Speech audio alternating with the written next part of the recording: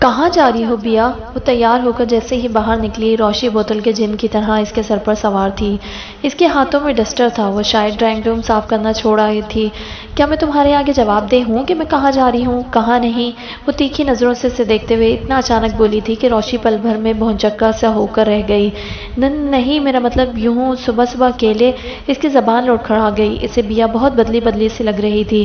پہلی بات تو یہ ہے کہ یہ صبح نہیں 10:30 بج رہے ہیں، اور دوسری بات مس روشی، اگر آپ غور کریں اس گھر کے معمولات پر تو آپ خود اس نتیجے پر پہنچیں گی کہ ابیہ انصاری اکیلی ہی آئی ہے اور اکیلی ہی۔ وہ چبا چبا کر کہتے ہوئے ایک دم سے رک گئی۔ وہ ایک کٹیلی نگاہ حق تک کھڑی روشی پر ڈالی اور تیزی سے بیرونی دروازہ کھول کر باہر نکل گئی۔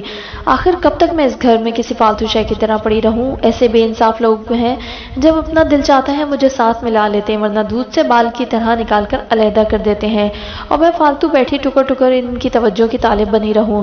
اٹس ٹو مچ، اس سے زیادہ نہیں۔ دوسروں کے فیصلوں کے تحت زندگی گزار کر دیکھ لی، اب اپنی مرضی کا فیصلہ کروں گی اور اپنی مرضی کی زندگی گزاروں گی۔ وہ دل میں پختہ عزم کرتے ہوئے بڑے مضبوط قدموں سے چلتی ہوئی گلی پار کر آئی تھی، وہ گلی جو اب تک اس کے لیے بند گلی ثابت ہوئی تھی۔ آج وہ اس بند گلی سے نکل آئی تھی اپنی پسند کی زندگی کے لیے، پسند کا رستہ چننے کے لیے۔ نہ میں کم ہمت ہوں نہ بزدل، جب کسی نے میرا خیال نہیں کیا تو میں کیوں دوسروں کے فیصلوں کی پاسداری کرتے ہوئے گھٹ گھٹ کر جیتی رہوں؟ بہت ہو گیا۔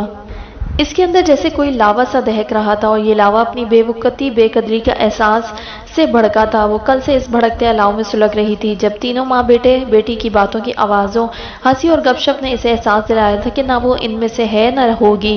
ایسا سوچنا یا ایسی توقع کرنا امکانہ سوچ کے سوا کچھ نہیں۔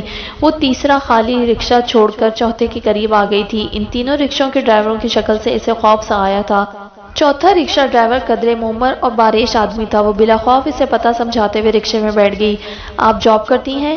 ہاسٹل کا پتہ دشوار نہیں تھا۔ رکشے والے نے اسے تنگ سی چھوٹی گلی کے باہر اتارا تھا، جس کے اندر آخری عمارت کا گیٹ اس وومن ہاسٹل کا تھا۔ چپراسی اسے آفس میں بٹھا گیا تھا، اور چند لمحوں بعد ہی یہ شخص اندر داخل ہوا تھا۔ جی، مجھے کاظم شہزاد کہتے ہیں اور میں اس ہاسٹل کا ایڈمنسٹریٹر ہوں۔ اندر داخل ہوتے ہی اس نے اپنا یہ کہہ کر تعارف کروایا تھا اور سب سے پہلا یہ سوال کیا تھا، جی نہیں لیکن کرنا چاہتی ہوں۔ وہ قدرے توقف سے بولی، آپ کی کوالیفیکیشن کیا ہے؟ وہ سامنے پڑی فائل کھول کر کچھ تلاش کر رہا تھا۔ BSc۔ آپ ہاسٹل میں کیوں رہنا چاہتی ہیں؟ فائل کے اندر سے ایک ورق نکالتے ہوئے اس نے سوال کیا۔ اسے فوری طور پر کوئی جواب سمجھ میں نہیں آیا۔ جی آپ نے بتایا نہیں۔ اس نے چشمہ اتار کر ٹیبل پر رکھا اور غور سے ابیہ کی طرف دیکھنے لگا۔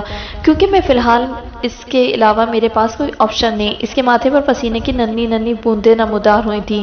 آپ کے پیرنٹس زندہ ہیں؟ وہ اس کی کیفیت کا بغور جائزہ لے رہا تھا۔ ابیہ کو اس کے سوالوں سے زیادہ نظروں سے گھبراہٹ ہونے لگی۔ اس نے آنے سے پہلے ایسے سوالات کے بارے میں نہیں سوچا تھا۔ جی نہیں، وہ اس نے بدقت تمام کہا تھا۔ حلق سوکھنے لگا تھا۔ عارفہ بھابی کی طبیعت بالکل اچھی نہیں۔ اسے اپنے اس جھوٹ سے خوف سا آیا۔ ایسا کچھ بہرحال اس نے کبھی نہیں سوچا تھا، نہ چاہا تھا۔ پانی مل سکے گا؟ وہ اس کے سوالوں سے توجہ ہٹانے کے لیے بولی۔ پانی کے 2 گھونٹ پی کر اس نے حلق تر کیا اور خود پر قابو پانے کی کوشش کرنے لگی۔ آپ میرڈ ہیں؟ اسے ایک دم سے غصہ آ گیا۔ میں یہاں کمرہ لینے آئی ہوں یا کسی کورٹ میں کسی جرم کا اقرار کرنے؟ آخر ان سوالوں کا مقصد کیا ہے؟ دیکھیں بی بی، ہاسٹل میں کمرہ یوں ہی نہیں مل جاتا۔ کسی کی جگہ دینے کا مطلب اس کی پوری ذمہ داری اور حفاظت کا بیڑا اٹھانا ہوتا ہے۔ اس کے لیے ہمیں پوری تسلی کرنی ہوتی ہے۔ آپ جاب بھی نہیں کرتی کہ وہاں کا پتہ ہمارے لیے گارنٹی کا کام کرتا؟ ID کارڈ ہے آپ کے پاس؟ وہ خاصا پروفیشنل اور قدرے نک چڑھا سا تھا۔ اس کی تنک مزاجی کے باوجود اس کی نظروں کی گہرائی ابیہ کو بے سکون کر رہی تھی۔ جی وہ تو میں نہیں لے کر آئی، وہ مضطرب سی ہو کر بولی۔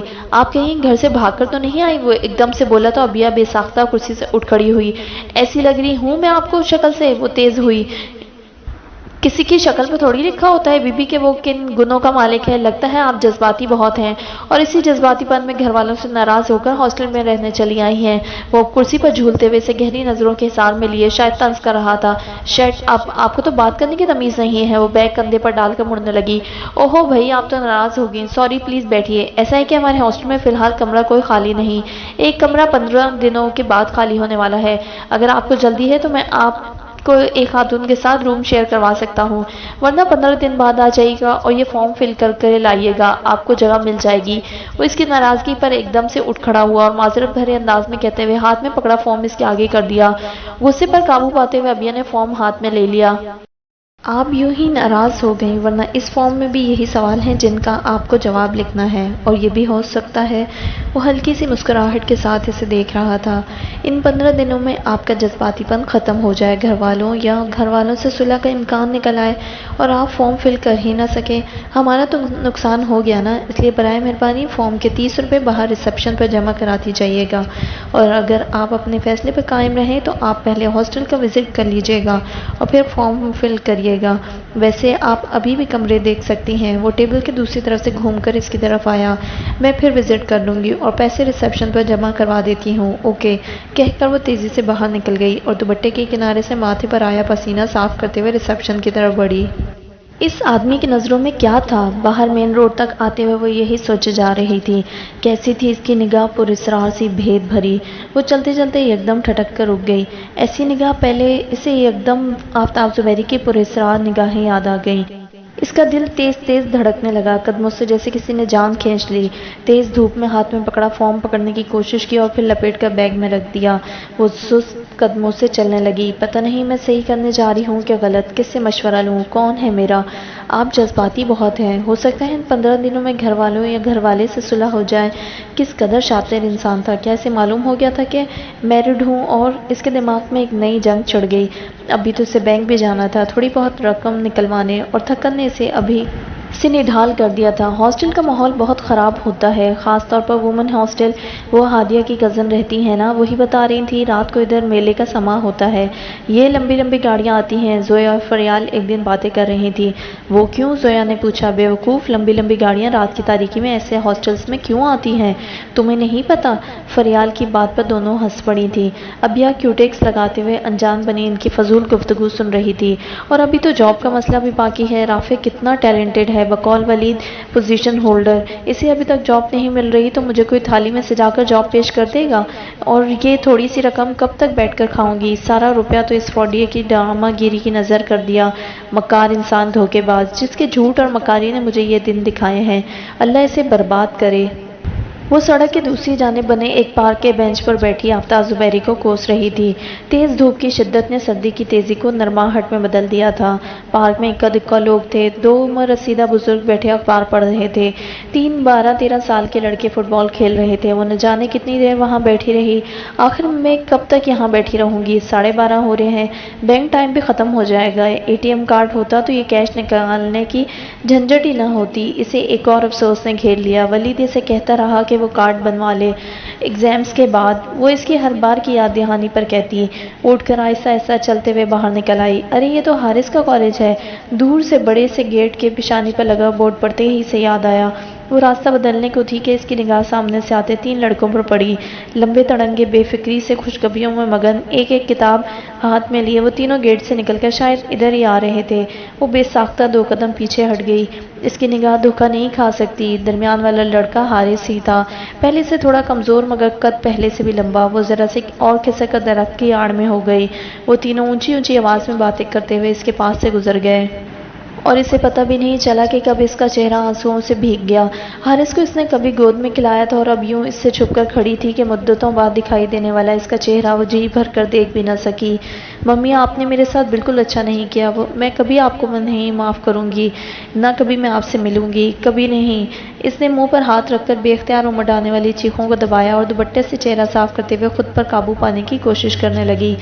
کتنا لمبا راستہ ہو گیا تھا اور دور دور تک کوئی سواری، کوئی رکشہ، ٹیکسی نظر نہیں آ رہی تھی۔ مین روڈ تک وہ خود کو سنبھال چکی تھی۔ پھر ایک رکشہ نظر آتے ہی وہ اس کی طرف لپکی۔ بیا تم یہاں کدھر؟ کسی نے بے اختیار اس کے کندھے پر ہاتھ رکھ کر پیچھے کی طرف کھینچا تھا۔ وہ گھبرا کر مڑی اور اس کے اعصاب ایک بار پھر تناؤ کا شکار ہو گئے۔ بہت بے مروت، بہت بے وفا لڑکی ہو ایمان سے تم۔ میں تو اس دن کو پچھتاتا ہوں جب تم سے دوستی کی حامی بھری۔ ایسی ہوتی ہے دوست جو شکل دیکھنے کی روادار نہیں۔ جب تمہیں معلوم ہے کہ میں شکل دیکھنے کی روادار نہیں تو پھر میرے راستے میں کیوں آئے ہو؟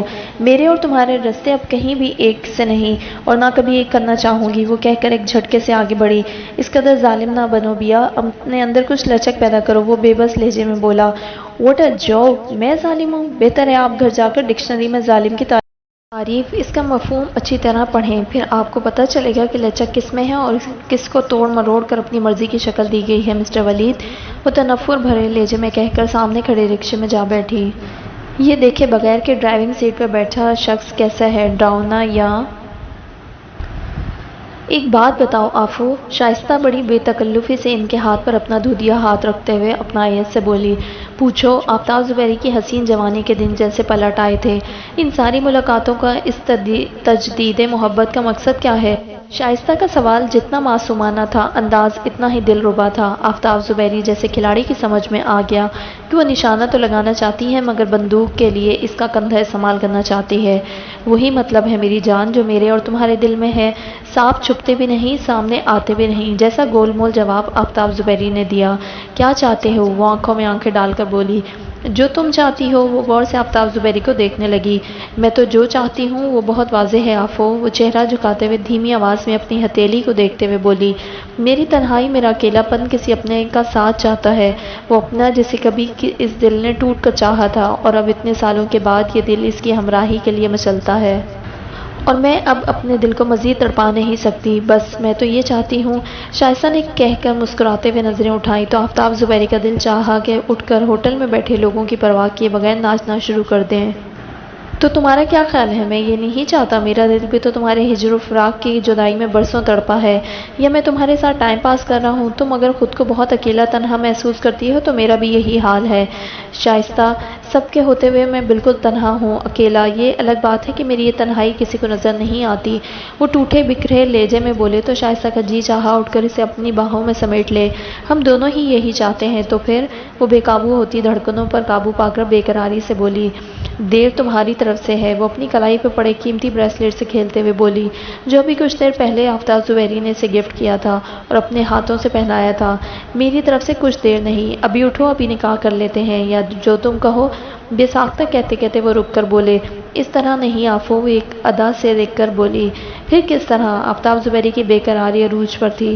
تم مجھے پورے چاہیے ہو، سالم، جیسے الہڑ جوانی کے اولین سالوں میں تھے، سارے کے سارے میرے، دیوار کے اس پار بھی اور دیوار کے اس پار بھی، میں بھی صرف تمہاری، تم بھی پورے میرے، ویسے آفو چاہیے مجھے میری جان، ویسا ہی ہوں، مکمل، پورا، سارے کا سارا تمہارا۔ وہ جانثار لہجے میں بےتابی سے بولے، نہیں، تم بٹے ہوئے ہو، آدھے سعدیہ بیگم کی رفاقت میں اور آدھے اپنے بچوں کے ساتھ، چاہے تم ان کے ساتھ ہو یا نہ ہو، محبت کا دم بھرو یا نہ بھرو، تم ان کے ہو اور وہ تمہارے۔ شائستہ کی دو ٹوک بات پر آفتاب زبیری چند ثانیے کچھ نہ کہہ سکے۔ ٹھیک کہہ رہی ہوں نا میں؟ وہ ان کو خاموش دیکھ کر بولی۔ نہیں، وہ صاف لہجے میں بولے، سعدیہ بیگم کی حیثیت نہ کل، نہ آج، نہ آنے والے کسی کل میں میرے نزدیک کچھ ہوگی، اور بچے دودھ پیتے نہیں کہ ان کی جدائی مجھ پر گراں گزرے گی۔ وہ تو جب دودھ پیتے تھے میں نے تب بھی ان کی طرف کبھی محبت کی نظر نہیں کی تھی، ان کا ہونا نہ ہونا میرے لیے برابر ہے، اس لیے تمہارے یہ خدشے فضول ہیں۔ وہ اپنی طرف سے ہر معاملہ صاف کر بیٹھے۔ تم کچھ بھی کہو، ان کے وجود کو جھٹلا نہیں سکتے، وہ ضدی لہجے میں بولی۔ تو ہاں، میں کیسے انہیں جھٹلا سکتا ہوں؟ وہ زندہ ہیں، چلتے پھرتے ہیں، بس مجھ سے ان کا کوئی تعلق نہیں اور آئندہ بھی نہیں ہوگا۔ میں گھر ہی چھوڑ دوں گا، ہم علیحدہ گھر لے لیں گے، یا جو تم کہو۔ میں تمہارے گھر آ جاؤں گا، وہ چاہتے ہوئے بھی صاف صاف نہ کہہ سکے۔ نہیں، وہ ہٹیلے پن سے بولی۔ پھر جو تم کہو۔ آفتاب زبیری نے سارے ہتھیار پھینک دیے۔ اسی وقت دو بیرے آگے پیچھے اشتہا انگیز کھانوں کے خوان لیے چلے آئے تو آفتاب زبیری کا ذہن شائستہ کی بات سے بالکل ہٹ گیا۔ ایک زمانے کے بعد تو اتنا شاندار اور اتنا زیادہ کھانا نصیب ہو رہا تھا، اور شائستہ کچھ بھی کہے وہ ہر شرط، ہر ضد ماننے کو تیار تھے، دل و جان سے۔ وہ گھر آئی تو رافع گھر آ چکا تھا اور سامنے کچن کے دروازے کے پاس برآمدے میں کھڑا تھا۔ ایک پل کو تو وہ گھبرا گئی، مگر دوسرے ہی پل انجان بن کر اس کے پاس سے گزرتے ہوئے کمرے میں چلی گئی۔ سعدیہ بیگم کمرے میں ظہر کی نماز پڑھ رہی تھیں۔ اس نے کپڑے اٹھائے اور تبدیل کرنے چل دی۔ بیا، کھانا تیار ہے، لے آؤں؟ وہ جیسے ہی منہ ہاتھ دھو کر باہر نکلی، روشی ہاتھ میں مٹھائی کی پلیٹ لیے اس کے سامنے کھڑی تھی۔ اس نے ایک نظر پلیٹ کو دیکھا اور برش اٹھا کر بال کے اچر سے آزاد کر کے برش کرنے لگی۔ بیا، بڑی زبردست خبر ہے، پہلے منہ میٹھا کرو۔ وہ خود ہی ڈھٹائی سے تھوڑی سی برفی اس کے منہ کی طرف بڑھاتے ہوئے زور سے بولی، کیا ڈیٹ فکس ہو گئی ہے تمہاری؟ وہ روشی کے بڑے ہوئے ہاتھ کو جھٹک نہ سکی، مگر طنز کرنے سے بھی باز نہ آ سکی۔ ارے نہیں، اور اس کی مٹھائی بھلا میں تمہیں خود کھلاؤں گی؟ اللہ نے ہماری سن لی، ہماری امی کی دعائیں رنگ لے آئیں، بھائی کو جاب مل گئی ہے اسی ملٹی نیشنل کمپنی میں، بہت زبردست قسم کی، اور اس کی سب سے زیادہ خوشی تو یقیناً تمہیں ہوگی، ہے نا؟ روشی پہلے کی طرح بغیر سوچے سمجھے بول رہی تھی۔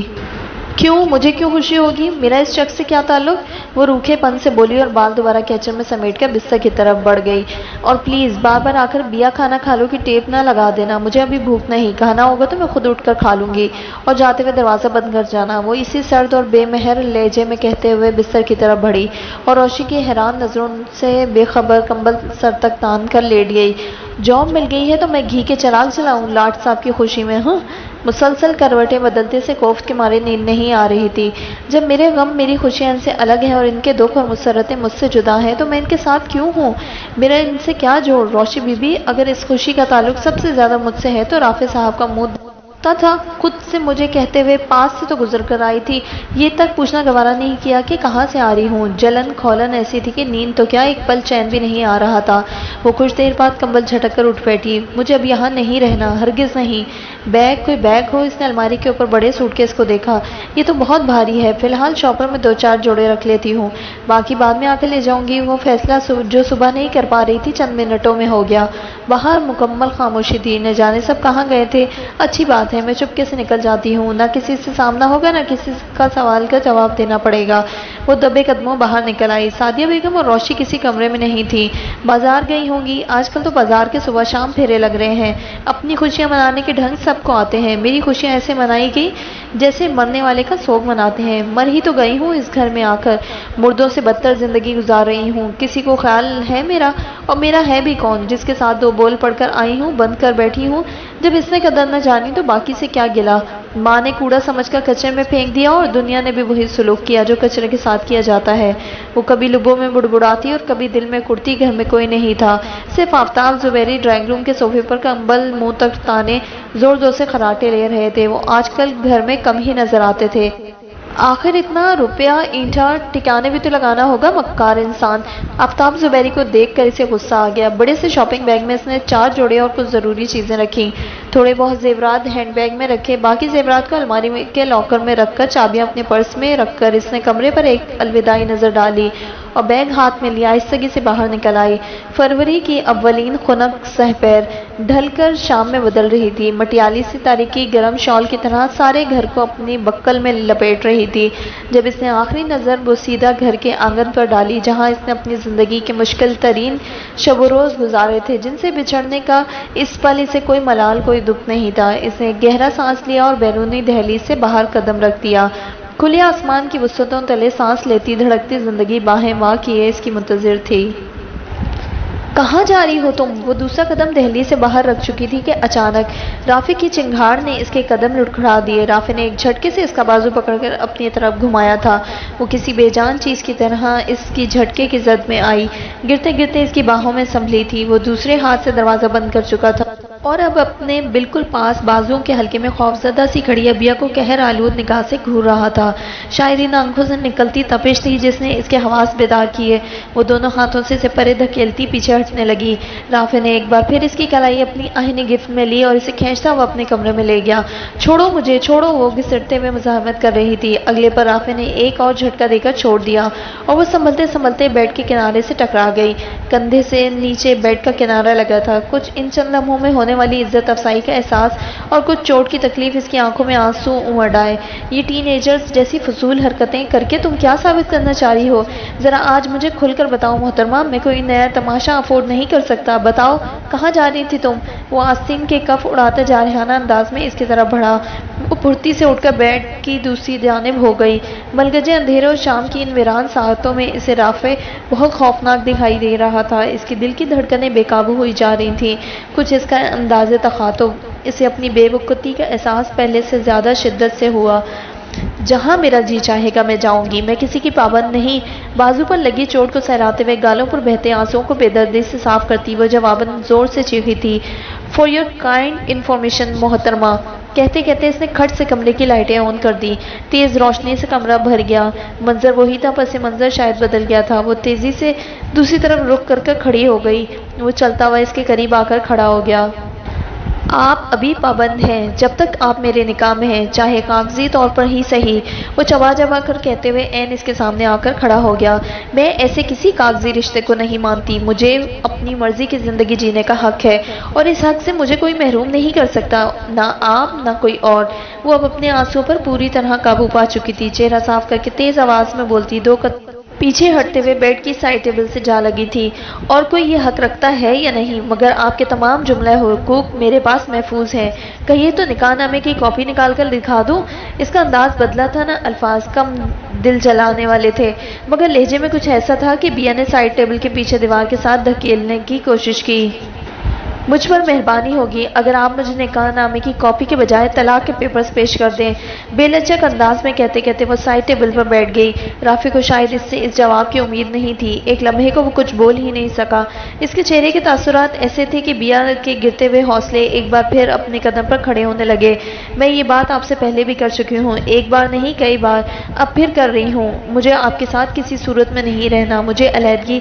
رافع نے بے چین نظروں سے اسے دیکھا. چاہے جلد ہو یا بدیر، یہ ہونا ہے اور اس قفس نما گھر میں میرا دم گھٹتا ہے، اور جب مجھے یہاں سے جانا ہی ہے تو ابھی کیوں نہیں؟ اس طرح میرے سامنے نہ ہونے سے آپ کو بھی فیصلہ کرنے میں زیادہ آسانی ہوگی، اور مجھے جو کرنا ہے، جہاں جانا ہے، سب کچھ کرنے میں آسانی ہوگی. پلیز. وہ نرم لیکن مضبوط لہجے میں بولی. رافع جو بندھن دونوں میں سے کسی کو خوشی نہ دے سکے بلکہ ہر پل ایک ناقابل برداشت بوجھ کی طرح لگے، اسے سر سے اتارنے میں زیادہ دیر نہیں کرنی چاہیے. پلیز. وہ بہت سہولت سے اس سے بات کر رہی تھی. چند منٹ پہلے کا خوف و ہراس زائل ہو چکا تھا. اسے لگ رہا تھا جس طوطے میں رافع کی طاقت ہے وہ اس کی مٹھی میں ہے. رافع کے چہرے کے بدلتے رنگ اسے انوکھی سی خوشی دے رہے تھے. میں نے اس سے کب انکار کیا ہے؟ رافع اس کی توقع کے بالکل برعکس مضبوط لہجے اور ٹھہری ہوئی آواز میں بولا. میں جانتا ہوں تم اس بندھن کو ایک پل بھی قبول نہیں کر سکتی. اس کا احساس تو مجھے اس گھڑی بھی تھا جب انصاری ہاؤس میں 10-20 گواہوں کی موجودگی میں نے نکاح نامے پر سائن کیے تھے. ابیحہ انصاری، میں اس پل کے لیے اس وقت سے تیار ہوں. وہ دیوار سے ٹیک لگائے دونوں بازو سینے پر باندھے بڑے نارمل انداز میں کہہ رہا تھا، جیسے کسی اور کی کہانی بیان کر رہا ہو. تو پھر اس پر عمل کر کے میری خلاصی کیوں نہیں کرتے؟ وہ انگلیاں چٹکھاتے ہوئے مضطرب لہجے میں بولی. میں تیار ہوں، وہ تابعدار انداز میں بولا تو بیا کو فوری طور پر کوئی جواب نہیں سوجا. اگر آپ ایگری ہیں تو مجھے جانے دیں اور پیپرز ابھی یا جس وقت آپ چاہیں مجھے دے دیں. رافع نے ایک گہری نظر اس کے سپاٹ چہرے پر ڈالی. اس وقت 7 بجنے کو ہیں. بائی دا وے تم جاؤ گی کہاں؟ اس نے وال کلاک پر نگاہ ڈالتے ہوئے قدر فکر مندی سے پوچھا. یہ آپ کی ہیڈک نہیں، کہیں بھی جاؤں. وہ اٹھ کر کھڑی ہو گئی. بیا. وہ اس کی طرف نہ جانے کیسی نظروں سے دیکھ رہا تھا. پلیز. وہ راستہ لینے کو بے چین تھی. میں نے تو بہت سوچا تھا کہ ایسا موقع جب بھی آئے گا. اول تو میری خوش فہمی تھی. وہ ہنسا کہ ایسا موقع نہیں آئے گا. اگر آیا تو ایک بار تم سے ضرور پوچھوں گا. وہ ایک دم چپ ہو گیا. کیا؟ اس کا تجسس فطری تھا. کچھ نہیں. اس نے گہرا سانس لیتے ہوئے بالوں میں انگلیاں چلائیں. میں تمہاری ہر بات ماننے کو تیار ہوں جب تم کہو. میں دوبارہ کوئی سوال نہیں کروں گا، مگر اس کے لیے تمہیں بھی میری ایک بات ماننا ہوگی. وہ کیا؟ صرف روشی کی رخصتی تک رک جاؤ اور اپنے اس فیصلے کو کسی کے علم میں، میرا مطلب ہے امی کو پتہ نہ چلے. جیسے ہی روشی کے فرض سے میں سبکدوش ہو جاؤں گا، آئی پرومس، جو تم کہو گی میں انکار نہیں کروں گا. وہ سنجیدگی سے بولا. چاہے روشی بی بی کی رخصتی سال بھر نہ ہو. وہ تن سے بولی. نہیں، تمہارا انتظار اتنا طویل نہیں ہوگا، بس 2-4 ماہ یا شاید اس سے بھی کم. اگرچہ میں جانتا ہوں تم زبان سے بھی اس کا بارہا اظہار کر چکی ہو اور اس عرصے میں تمہارے تاثرات چیخ چیخ کر اعلان کرتے رہے ہیں کہ اس پنجرہ نما قفس میں رہنا تمہارے لیے کس قدر اذیت ناک ہے. لیکن کیا کیا جا سکتا ہے؟ میں نے تو بہت کوشش کی تمہارے لیے ذرا بہتر آسائش والی زندگی حاصل کر سکوں، جس کا شروع کے دنوں میں تم سے وعدہ کیا تھا. مگر اس وقت میں بھول گیا تھا کہ غریب کا وعدہ اس کے وجود کی طرح بے حقیقت ہوتا ہے. کاغذ کے پھولوں کو رنگا تو جا سکتا ہے مگر ان میں خوشبو نہیں اتاری جا سکتی. جانے دو. اس نے خود ہی سر جھٹکا. تمہیں منظور ہے تکلیف کے یہ چند ماہ اور؟ پتہ نہیں. وہ سر جھکا کر بڑبڑائی. میں دعویٰ نہیں کر سکتی. مجھ سے اب واقعی ادھر نہیں رہا جا رہا. وہ جیسے بے بس سی ہو کر بولی. رافع کو اس کے جواب پر غصہ تو بہت آیا مگر وہ پی گیا. امی اور وہ روشی جو تمہارا بہت خیال رکھتی ہیں، ان کے لیے تھوڑی سی اگر دل میں گنجائش پیدا کر لو. وہ دانستہ اپنا نام نہیں لے سکا.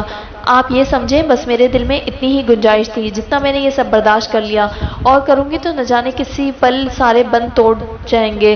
میں بہت زیادہ صابر نہیں ہوں اور جبر سہنے کی بھی عادت نہیں. آپ کو جو فیصلہ کرنا ہے بس مہینے بھر میں کر لیجیے گا. اس کے بعد وہ اٹھ کھڑی ہوئی. اس کے بعد آپ کسی بھی کاغذی بندھن کی دھمکی سے مجھے روک نہیں سکیں گے، وہ اس کی آنکھوں میں آنکھیں ڈال کر بے خوفی سے بولی تھی۔ اور جب کسی کو میرا خیال نہیں تو میں کیوں کسی کے معاملات نپٹانے کے لیے خود کو سولی پر چڑھائے رکھوں؟ آئی ایم سوری، اگلی بار آپ میرے اٹھے ہوئے قدم نہیں روک سکیں گے، وہ کہتے ہوئے اس کے پاس سے گزرنے لگی۔ بندھن صرف کاغذ پر کیے گئے دستخطوں کے تو محتاج نہیں ہوتے، کچھ رشتے دل سے باندھ لیے جاتے ہیں، وہ پیچھے سے بولا۔ میرے دل کا آپ کے دل سے ایسا کوئی رشتہ نہیں، وہ تیزی سے بولی۔ رشتہ ہو بھی سکتا ہے، بلکہ میرے خیال میں تو ہو بھی چکا ہے۔ ہرگز نہیں، وہ ٹھوس لہجے میں بولی۔ آپ سے مجھے صرف کاغذی رشتہ توڑنا ہے اور کوئی تعلق نہیں جوڑنا، کسی بھی صورت بھی نہیں۔ پتہ نہیں کیسی ضد تھی اس کے لہجے میں کہ رافع کو جواب میں چپ رہنا مناسب لگا۔ وہ کمرے سے جا چکی تھی۔ پتہ نہیں جب یہ کاغذی رشتہ ٹوٹے گا تو دل کے اندر کیا کیا نہیں ٹوٹ جائے گا، یا شاید کچھ بھی سلامت نہ رہے، یا سب کچھ ہی بچ جائے۔ بیا، بے خبری کے جس موڑ پر تم کھڑی ہو اسی پر میں کھڑا ہوں۔ کبھی لگتا ہے دنیا تم پر آ کر تمام ہو گئی ہے، ہر تلاش کا اختتام ہو گیا ہے، اور کبھی لگتا ہے تم سامنے سے ہٹو گی تو دنیا کا نقشہ کتنا بھلا لگے گا، یا نئی دنیا کی دریافت ممکن ہو سکے گی۔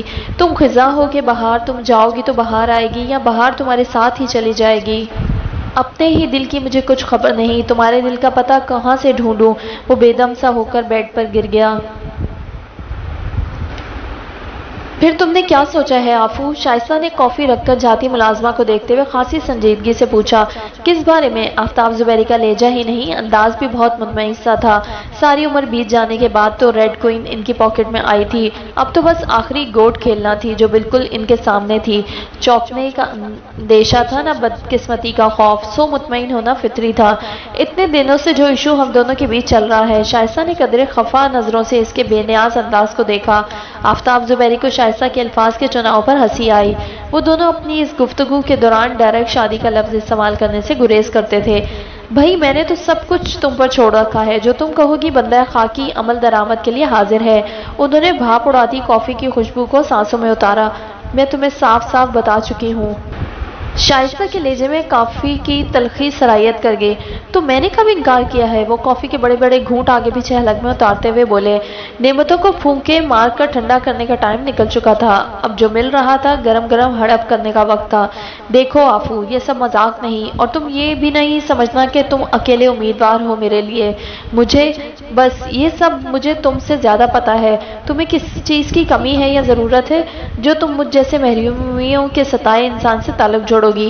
یہ تو میری ضرورت کہہ لو یا مجبوری، جو کچھ بھی، کہ اس عمر میں آ کر کسی دل سے چاہنے والے کی ضرورت کیسے تڑپ بن جاتی ہے کہ میں اپنا چاہے نام کا صحیح بنا بنایا گھروندہ توڑنے کے لیے تیار ہوں، اور اس پر بھی تم مجھے ہی تانے دے رہی ہو، اور جو کہتی ہو سچ بھی ہے، یہی سچ ہے۔ آفتاب زبیری نے ذرا سی دیر میں دنیا بھر کی مظلومیت اپنے چہرے پر سجا لی تھی، اور ان کی کنچوں جیسی آنکھیں یوں ویران اور بنجر سی نظر آنے لگیں۔ شائستہ کا دل جیسے کسی نے مٹھی میں لے لیا، وہ اٹھ کر ان کے پاس آ گئی۔ سوری آفو، میرا یہ مطلب ہرگز نہیں تھا۔ مجھے اگر دوسرے کسی کی بھی پرواہ ہوتی تو میں تمہاری طرح خود سے بڑھتی ہی کیوں؟ یہ ساتھ، یہ تعلق صرف تمہاری مجبوری یا ضرورت نہیں، میں خود اب تمہارے بغیر نہیں رہ سکتی۔ تم اپنا بنا بنایا گھر توڑو یا نہ توڑو، مگر خدا کے لیے مجھ سے اپنا یہ تعلق اب کبھی نہ توڑنا، ورنہ دوسری بار میرا یہ دل محبت کی کسک سہ نہیں پائے گا۔ آنکھوں میں آنسو لیے وہ ان کے ہاتھوں پر سر گرا کر روحان سے لہجے میں بولی۔ آفتاب زبیری نے پھیکی سی مسکراہٹ لبوں پر سجا کر اس کے ریڈش براؤن بالوں والے سر کو دیکھا اور دوسرے ہاتھ سے اس کے بال سہلانے لگے۔ پگلی، میں یہ تعلق اب کیسے توڑ سکتا ہوں؟ اب تو یہ میرے مرنے کے بعد ہی ٹوٹے گا۔ وہ اس پر جھک کر سرگوشی کے انداز میں بولے۔ پلیز، ہم نے اب نئی زندگی جینا ہے، مرنے کی کوئی بات نہیں کرنا۔ اس نے تڑپ کر سر اٹھایا اور بھیگی آنکھوں کو ٹیشو سے صاف کرنے لگی۔ میں کب ایسی باتیں کرنا چاہتا ہوں؟ یہ تو تمہاری چاہت نے دیوانہ سا بنا دیا ہے۔ وہ نوخیز عاشقوں کی طرح نشیلی نگاہوں سے اسے تکتے ہوئے بولے۔ بس چاہت میں ہی دیوانہ بننا، فیصلہ تو ہوش مندوں جیسا کرنا۔ میں اب اور انتظار نہیں کر سکتی۔ وہ سنبھل کر ذرا پرے ہو کر بیٹھ گئی۔ میں انتظار کر سکتا ہوں بھلا؟ میں تو خود اس جدائی کے راستے میں آنے والی ہر دیوار لمحہ بھر میں گرا دینا چاہتا ہوں۔ تو پھر دیر کس بات کی ہے؟ تم اپنے گھروندے کا معاملہ اسی ہفتے صاف کرو، دوسرے دن ہم نکاح کرا لیں گے۔ وہ جلدی سے بولی۔ درست کہا تم نے، وہ سر ہلاتے ہوئے بولے۔ تو میں تیاری شروع کروں؟ وہ دبے دبے جوش سے بولی۔ وہ جیسے کسی خیال سے چونک کر اسے دیکھنے لگے۔ کیوں، کیا ہوا؟ شائستہ نے ٹٹولتی نگاہوں سے انہیں دیکھا۔ وہ ایسا ہے شائستہ، وہ صوفے پر سیدھے ہو کر اگلا جملہ سوچتے ہوئے بولے۔ نکاح کی بات ٹھیک ہے، جب مرضی کر لو، میں تیار ہوں۔ پہلے تم پہلے والا معاملہ کلیئر کرو گے، یہ طے ہے، وہ بے مروتی سے بولی۔ میں اس سے کب انکار کر رہا ہوں، میری کون سی دلچسپی ہے سعدیہ میں یا گھر میں؟ وہ اس کے انداز پر کمزور لہجے میں بولے۔ پھر وہ پل بھر میں یکسر اجنبی لگنے لگی تھی۔ روشی کی رخصتی تک کیا اچھا لگے گا؟ نہ جانے کب اور کیسے ان کے پتھر دل میں یہ نرم خیال آ گیا تھا۔ واٹ؟ وہ منہ ٹیڑھا کر کے چلائی۔ بیٹی کو رخصت کر کے اپنی سیز سجاؤ گے یا پھر کہ کسی نواسے یا پوتے کی آمد تمہیں روک دے گی؟ شائستہ کو جیسے کسی نے جلتے توے پر بٹھا دیا تھا۔ جملہ ختم کرتے ہی وہ اٹھ کھڑی ہوئی۔ ایسا ہے کہ میری ایک ضروری اپوائنٹمنٹ ہے اور مجھے آدھے گھنٹے میں آفس پہنچنا ہے۔ تم جانا چاہو تو ڈرائیور تمہیں ڈراپ کر دے گا، بیٹھنا چاہو تو 2-3 گھنٹے میرا انتظار کر لینا، ڈنر اکٹھے کریں گے۔ اور وہ بیگانے انداز میں کہتے ہوئے سرد نگاہوں سے انہیں دیکھنے لگی۔ تم فائنلی نیکسٹ سنڈے تک کوئی فیصلہ کر لو، جب پچھلے معاملے سب کلیئر کر لو تو منڈے کی شام 5 بجے میرے پاس آ جانا، اور کوئی دلیل بہانہ نہیں، میرے پاس بیکار باتوں کے لیے وقت نہیں۔ امید ہے مجھے یہ سب بار بار دہرانا نہیں پڑے گا، ویسے بھی تم اچھے خاصے سمجھدار ہو۔ Good bye. وہ آفتاب زبیری کی بھونچکی صورت پر ایک کاٹدار مسکراہٹ اچھالتی باہر کی طرف بڑھ گئی۔ پلیز شائستہ، بات سنو، دیکھو میں نے کب انکار؟ وہ دیوانہ وار اس کی طرف لپکے۔ اپنا اور میرا وقت ضائع نہیں کرو، نیکسٹ منڈے وی میٹ، اوکے؟ وہ جملہ پورا کر کے چپاک سے باہر نکل گئی کہ آفتاب زبیری مزید اسے پکار ہی نہیں سکے۔ یوں بھی شائستہ کے تیور بتا رہے تھے کہ وہ مزید کچھ سنے گے بھی نہیں۔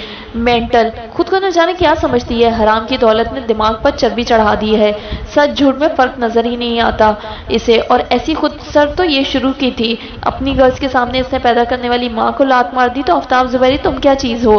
بہتر ہے تم بھی اپنے ماضی کے ہر رشتے تعلق کو لات مار دو، تو ہی اس جنت عرضی کے حقدار ٹھہرو گے، اور شادی ہو جانے پھر اس بڈھی گھوڑی کو لگام ڈالنے کا مزہ آئے گا۔ پھر دیکھوں گا اس کا یہ تمتراک، یہ تنتنا، سب کس بل نکال دوں گا۔ اور روشی کی رخصتی میں وہاں کون میری شرکت کی تمنا میں مرا جا رہا ہے، اور وہ بھی نہ جانے کب ہو، 2-4 مہینے یا سال لگ جائے، میری تو خوشی وقتی منہ پھیر جائے گی نا۔ یہ اب نہیں ہو سکتا آفتاب زبیری کے جیتے جی۔ وہ بالوں میں انگلیاں پھیرتے ہوئے باہر کی طرف بڑھے۔ ایک حسن کی دیوی سے مجھے پیار ہوا تھا، دل اس سامنے سے آتا ملازم کو دیکھ کر انہوں نے لب دبائے اور باروب انداز میں چلتے ہوئے ڈرائیور کی طرف دیکھا۔ اس سے اپنا فیصلہ سراسر حماقت لگ رہا تھا۔ کمال ہے، مجھے پتہ ہی نہیں چلا کہ اصل میں کس قدر احمق ہوں۔ میں تو خود کو بڑا عقل مند ذہین سمجھتی تھی۔ کتابیں رٹ کر، نوٹس حفظ کر کے A+ لے لینا کیا ذہانت کی نشانی ہے، اور یہ پریکٹیکل لائف کے قدم قدم پر آنے والے تجربات اور ہر تجربے کا نتیجہ میرا کوئی نہ کوئی احمقانہ فیصلہ۔ پہلے ایک جھوٹے الزام کو خود پر برداشت کر کے ممی کے آنسوؤں سے بلیک میل ہو کر ان فضول لوگوں میں آ گئی، اور یہاں آ کر بھی بنا کوئی احتجاج کے فالتو چیز کی طرح پڑی رہی۔ اور مجھے تو پہلے تجربے کے پیش نظر اس آفتاب زبیری کا منہ توڑ جواب دینا چاہیے تھا، الٹا بے وقوفوں کی طرح اس کے ڈرامے سے متاثر ہو کر سارا پیسہ لوٹا بیٹھی۔ اس سے بھی مجھے خاک سبق نہیں ملا۔ پھر بھی رافع صاحب، جنہوں نے اس سارے عرصے میں مجھ سے شوہر تو کیا دشمن جیسے سلوک کرنے کے قابل نہیں سمجھا، اور میں اس کی عزت کی خاطر چپ چاپ پلٹ آئی۔ آخر میں کب تک یہ حماقتیں کروں گی میں، خود کو اور کتنا ڈیگریڈ کروں؟ آخر میں یہاں سے چلی کیوں نہیں گئی؟ وہ رات بھر خود سے لڑتی رہی تھی۔ رات کو جتنی بار آنکھ کھلتی صرف یہی خیال اسے کو چوکے لگاتا رہا کہ اس کے سرینڈر کرنے کے باعث رافع مزے کی نیند سو رہا ہے، اس کا تو ہر مطلب حسب منشا پورا ہو رہا ہے۔ روشنی چلی جائے گی جو آفس سے مل چکی ہے، مجھے فارغ کر کے وہ اپنی کلاس کی کوئی اور ڈبو سی لڑکی بڑی فرمانبردار سی ماں کے کہنے پر دلہن بنا کر لے آئے گا، اور پھر اپنے سارے شوہرانہ حقوق نبھائے گا۔ تو میں کہاں ہوں اس کی زندگی میں، اس کی مشکلات میں خامخواہ کی حصے دار؟ جب سارے دکھ نبٹ جائیں گے تو مجھے بھی لات مار کر باہر کر دے گا۔ اس سے پہلے کہ وہ مجھے لات مارے میں خود کیوں نہ چلی جاؤں؟ فضا میں اذان کی تکبیریں گونج رہی تھی۔ وہ کمبل میں منہ لپیٹے چپ چاپ پڑی رہی۔ روشی پھپھو کی آواز پر اٹھ گئی اور وضو کر کے باہر نکل گئی۔ پھپھو نے کبھی مجھے نماز کے لیے نہیں اٹھایا، نہ کبھی کہا اپنی بیٹی کی دنیا اور عاقبت دونوں کا انہیں کتنا خیال ہے۔ ایسا کوئی خوبصورت خیال انہیں میرے لیے تو نہیں آیا۔ انہوں نے کون سا مجھے دل سے قبول کیا ہے؟ پتہ نہیں میں یہاں کیوں ہوں۔ اس کا دل بھرایا، اور اس گھر میں آنے کے بعد پہلی بار اس نے اٹھ کر وضو کیا، کونے میں رکھا جائے نماز اندھیرے میں ہی اٹھا کر بچھایا اور نماز کے لیے کھڑی ہو گئی۔ باہر صحن کی لائٹ جل گئی اور گلی میں گھروں کے دروازے کھلنے لگے، نماز کے لیے نکلتے لوگوں کی آوازیں آنے لگیں۔ اس گلی میں صبح کتنی جلدی طلوع ہو جاتی ہے۔ ایک میری زندگی میں وہ منحوس رات ٹھہر گئی ہے۔ وہ رکوع میں جھکی اور اس کا دل جیسے پگھل کر موم کی طرح بہنے لگا۔ رات بھر کے رکے آنسو آنکھوں سے امڑ پڑے۔ ان 4 رکعتوں میں اس نے شاید 4 صدیوں کے آنسو بہا ڈالے تھے۔ دل کا سارا بوجھل پن ان آنسوؤں میں بہہ گیا تھا۔ اسے دعا مانگنی نہیں آتی تھی، یوں ہی چھوٹی چھوٹی دعا تو کبھی کبھار کر لیتی تھی، مگر اس طرح رو کر اللہ کے سامنے سجدے میں اپنے دکھ بیان کرنے کی ضرورت پہلی بار محسوس ہوئی تھی۔ نہ الفاظ اس کا ساتھ دے رہے تھے، نہ آواز اس سے اپنا مدعا بیان کرنا آ رہا تھا۔ اللہ جی، مجھے تو یہی پتہ نہیں میں چاہتی کیا ہوں۔ کیا میرا دل رافع کی بے اعتنائی سے اتنا دکھی ہے؟ انصاری ہاؤس کو چھوڑ کر اس دڑبے اور گھٹی ہوئی زندگی جینے پر پریشان ہے؟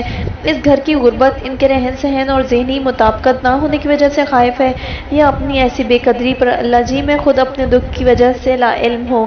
اور سب سے بڑھ کر ہاں، یاد آیا اللہ جی، زریاب! بالکل اب مجھے سمجھ میں آ گیا ہے کہ زریاب کا نام آپ نے میری تقدیر سے کاٹا تو جیسے زندگی کی ہر خوشی، ہر مسرت مجھ سے روٹ گئی۔ ہاں اب سمجھی، ان سارے دکھوں کی وجہ زریاب نہیں تو کچھ بھی نہیں۔ مجھے اس زندگی میں کوئی دلکشی، کوئی خوشی محسوس نہیں ہوتی، سب کچھ اس کی محبت، اس کی چاہت کے باعث تھا۔ وہ روٹ گیا تو مجھ سے زندگی روٹ گئی، اور اب کیا دعا کروں؟ اب تو کچھ بھی ممکن نہیں۔ اس کا پگھلا دل ایک بار پھر مچل مچل کر رونے لگا۔ جسے پتا تھا پسند کھلونا اب نہیں مل سکتا، نہ جانے کتنی دیر گھٹنوں پر سر رکھے وہ روتی رہی۔ مجھے اب کچھ نہیں چاہیے، نہ رافع کی توجہ، نہ اس گھر کی خوشحالی و چاہت۔ مجھے اللہ جی بس سکون دے دیں، اس گھر میں جتنے بھی دن ہیں میں سکون سے گزار سکوں۔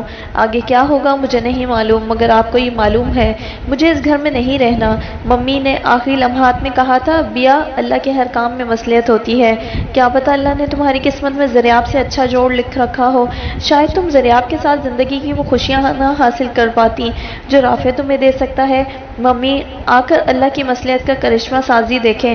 ممی، مصلحت دور اندیشی کچھ بھی نہیں ہوتا، صرف مصیبت کے وقت دل کو بہلانے کے لیے ہم ان مردہ لفظوں کا سہارا لیتے ہیں، ورنہ تو ہمیں بھی آئندہ ہونے والا سب کچھ صاف دکھائی دے رہا ہوتا ہے۔ آپ کو بھی نظر آ رہا تھا رافع مجھے کیا دے سکتا ہے؟ ایک بے روزگار، انسیٹلڈ انسان جس نے زندگی بھر کسی آسائش کی شکل نہیں دیکھی، وہ بیا کو کیسے پرآسائش زندگی دے سکتا ہے؟ دیکھ لیں آ کر، وہ جو آپ نے آتے سمے میرے ہاتھوں میں لفظوں کے یہ خوشنما کھلونے دیے تھے، یہ کیسے چکنا چور ہوئے ہیں آپ کی بیا کی طرح۔ مجھے اب کچھ نہیں چاہیے، کچھ نہیں کسی سے مانگنا۔ اللہ کی مصلحت دیکھ لی، اب اللہ سے بھی کچھ نہیں مانگنا، کچھ نہیں۔ وہ چہرہ صاف کر کے جائے نماز یوں ہی گول مول کونے میں رکھ کر بستر پر آ کر لیٹ گئی۔ ابھی ہر طرف اندھیرا تھا، اس کا ذہن ایک دم سے خالی ہو گیا تھا۔ رات بھر کی بے چین سوچیں نہ جانے کہاں جا سوئی تھی، اس کے تھکے تھکے ذہن کو جیسے کوئی تھپکیاں دے رہا تھا۔ صرف چند منٹ میں وہ گہری نیند سو چکی تھی۔ وہ بہت گہری نیند سوئی ہوئی تھی جب اسے اپنے کمرے میں اپنے بے حد پاس تیز بھینی خوشبو کا معطر سا احساس ہوا، اور حیرت ناک بات یہ تھی کہ محض خوشبو کے احساس سے وہ گہری نیند سے جاگ گئی تھی۔ چند پل وہ یوں ہی کمبل کے اندر آنکھیں کھول کر اپنے جاگنے کی وجہ سوچتی رہی۔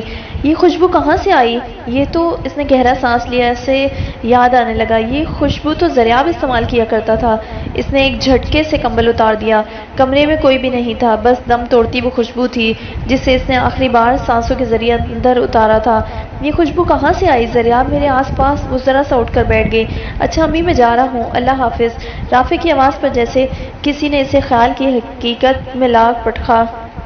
اللہ کی امان، آج پہلا دن ہے میرے بیٹے کا نوکری پر جانے کا۔ اللہ میرے بچے کی نگہبانی کرنا، اس کے سارے کام سنوار دینا۔ اسے پھپھو بآواز بلند دعائیں کرتی شاید اس کے ساتھ ہی دروازے تک گئی تھی۔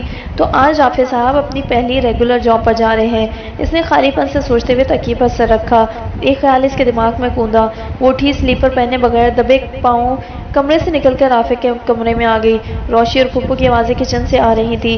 وہ سیدھی ڈریسنگ ٹیبل کی طرف بڑھی، اس سے اپنے سوال کا جواب مل گیا۔ اٹرنل لو کی بوتل ڈریسنگ ٹیبل پر سجی تھی۔ وہ دبے قدموں واپس آ کر بستر پر لیٹ گئی۔ کیا رافع جانے سے پہلے میرے پاس آیا تھا؟ وہ اس جملے کو سوچنا نہیں چاہ رہی تھی، اور کمبل میں منہ چھپانے آنکھیں میچ لینے کے باوجود اس کے دماغ کی سوئی اسی ایک جملے کو دہرائے جا رہی تھی۔ جی میڈم تو اسلام آباد گئی ہیں، چوکیدار نے گیٹ واک کیے بغیر اسے باہر سے بتایا تو وہ ہکا بکا اسے دیکھنے لگا۔ کب؟ کل شام تک تو ادھر تھی۔ میں کل شام کو تو ہو کر گیا ہوں یہاں سے، جی آج صبح ہی گئی ہیں، وہ اسی طرح گیٹ کے آگے جا کھڑا تھا۔ کب تک آئیں گی؟ وہ بے چین ہو کر بولے۔ جی معلوم نہیں۔ اچھا، اب وہاں کھڑے رہنے کا کوئی جواز تو نہیں تھا، پھر بھی آفتاب زبیری نے سوچ میں ڈوبے اگلے 5 منٹ انہی قدموں پر کھڑے کھڑے بتا دیے۔ چوکیدار کب کا گیٹ بند کر کے اندر جا چکا تھا۔ شائستہ مجھے اتنا قیمتی خوبصورت موبائل سیٹ گفٹ کرتی رہی اور میں لینے سے انکار کرتا رہا کہ مجھ جاہل کو یہ آپریٹ کرنا کہاں سے آئے گا، کسی کو تو کال تو کیا، مجھے کال ریسیو کرنا بھی نہیں آتی۔ شائستہ نے بہترا کہا کہ اس کے ذریعے میں کسی بھی وقت اس سے رابطہ کر سکتا ہوں۔ رابطے دلوں میں ہونے چاہیے اور میری جان تم تو میرے دل میں ہر جگہ موجود ہو، سو ان مادی رابطوں کی محتاجی اسے ہوگی جس کے دل کے رابطے کمزور ہوں۔ انہوں نے فوراً رومانس جھاڑا تھا۔ مجھ پر شک کرے ہو یا میری محبت کی کمزوری پر؟ ہو سکتا ہے کبھی تمہیں ان کمزور مادی رابطوں کا سہارا لینا ہی پڑ جائے۔ ایسے وقت میں دل کے رابطے بیچارے ہاتھ ملتے رہ جاتے ہیں، بالکل ایسے جس طرح اب آفتاب زبیری تیز دھوپ میں ہاتھ ملتے اپنی جہالت کو کوستے ہوئے جا رہے تھے۔ شاید اس نے چوکیدار کے ذریعے جھوٹ کہلوایا ہو، اسی لیے تو اس خبیث نے مجھے اندر نہیں جانے دیا۔ دھوپ کی شدت میں اچھی خاصی تیزی تھی جس نے جسم میں لہو کو کچھ زیادہ ہی تپا دیا تھا۔ آخر اور کس طرح وہ اپنی ناراضگی کا اظہار کرے گی؟ 16 سالہ کی الہڑ عمر والے نخرے اسٹوپڈ انہیں شائستہ کی اس حرکت پر بہت طیش آیا تھا۔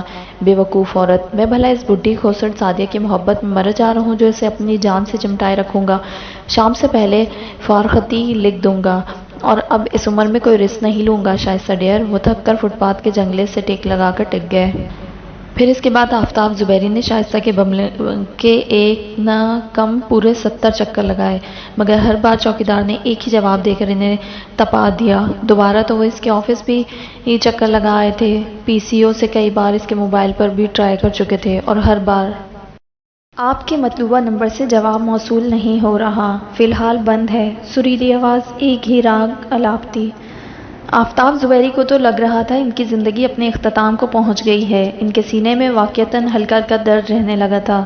راتوں کو آنکھیں نیند سے خالی ہو گئی تھیں۔ ساری دنیا خالی ہی نہیں بالکل ویران ہو کر رہ گئی تھی۔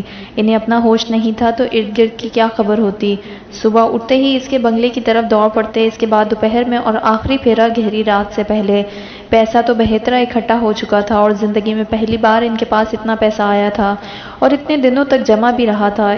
ان کے بازیگر جواری دماغ نے ایک بار بھی انہیں کسی بازی میں ڈھیلا لگانے پر نہیں اکسایا تھا۔ اس وقت تو ان کا دماغ زندگی کی اس سب سے بڑی بازی میں الجھا ہوا تھا۔ انہیں تو سارا پیسہ بھی بھول گیا تھا۔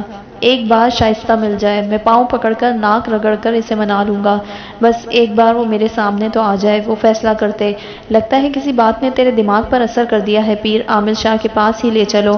زفرہ انہیں چھیڑتا اور انہیں لگ رہا تھا کہ اسے جلد ہی پیر عامل شاہ کے پاس ہی جانا پڑے گا۔ بیگم صاحبہ آ گئی ہیں مگر اس وقت انہوں نے کسی سے بھی ملنے سے منع کیا ہے، وہ آرام کر رہی ہیں۔ چوکیدار نے ایک کیسا مزدہ جان فضا سنایا تھا کہ آفتاب زبیری بے یقینی سے اسے تکے گئے۔ جا کر بتاؤ کہ آفتاب زبیری ملنے آئے ہیں۔ حواس بحال ہوتے تو بڑے اعتماد سے کہا، جی انہوں نے پہلے ہی آپ کا نام لے کر بطور خاص منع کیا تھا کہ آپ کل شام کو آئیں، آج وہ آپ کی سمیت کسی سے بھی نہیں ملیں گی۔ چوکیدار نے چبا چبا کر پوری وضاحت سے کہا تو آفتاب زبیری نے اتنی عزت افزائی کو کافی سمجھا اور سر ہلا کر واپسی کا قصد کیا۔ یہی کیا کم تھا کہ امید کی ڈور ہاتھ میں آ گئی تھی جو انہیں کل یقیناً وہاں کھینچ لائے گی۔ روشی کی ساس آئی ہیں بیا، روشی نے چائے وغیرہ تو سب تیار کر دی ہے، تم ذرا اٹھ کر انہیں سلام کراؤ۔ وہ ہاتھوں کے پیالے میں چہرہ ٹکائے جانے کون سے خیالوں میں گم تھی کہ اسے پھپھو نے آ کر چونکا دیا۔ میرا دل نہیں جا رہا، آپ کہہ دیں میں سو رہی ہوں، وہ بیزار سے لہجے میں کہتے ہوئے دوسری طرف دیکھنے لگی۔